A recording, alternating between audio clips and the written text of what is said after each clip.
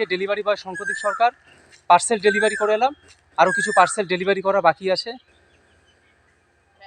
তো আমি বলবো আমি এই কাজটা কি করে পেলাম। আমিও কিন্তু পার্সেল অর্ডার করতাম। আমার বাড়িতে একজন ডেলিভারি বয় পার্সেল নিয়ে আসতেন। ওনার নাম ছিল হচ্ছে অলোক সরকার। ওনাকে বলেছিলাম যে আমার একটা কাজ লাগবে, তো উনি কিন্তু আমাকে এই কাজে ঢুকিয়েছিলেন। আমাদের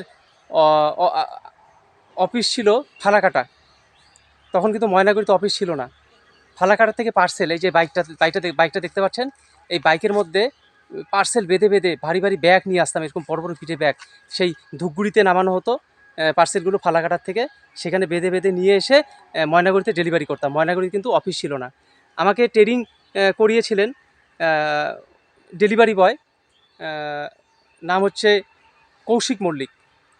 মানে কৌশিক মল্লিকের সাথে এসে ট্রেনিং করেছিলাম ময়নাগুড়িতে, কীভাবে র্যাবিট চালাতে হয় শিখেছিলাম। এখন কিন্তু আমি ময়নাগুড়িতেই কাজ করি।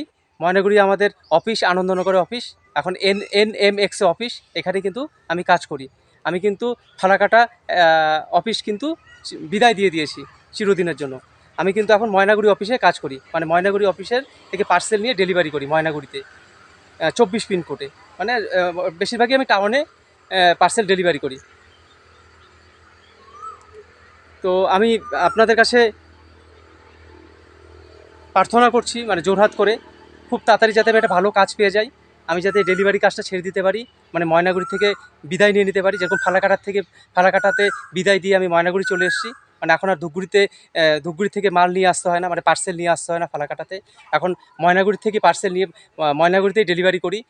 ফালাকাটা যেরকম চির বিদায় দিয়ে দিয়েছি, এরকম ময়নাগুড়ি যাতে আমি NMX অফিস, মানে এই ডেলিভারি কাজটা তাড়াতাড়ি যাতে সম্মান, মানে রেসপেক্ট, এই কাজটাকে আমি রেসপেক্ট করি, খুব তাড়াতাড়ি যাতে সম্মান সহিত আমি যাতে এই ডেলিভারি কাজটা খুব তাড়াতাড়ি বিদায় দিতে পারি।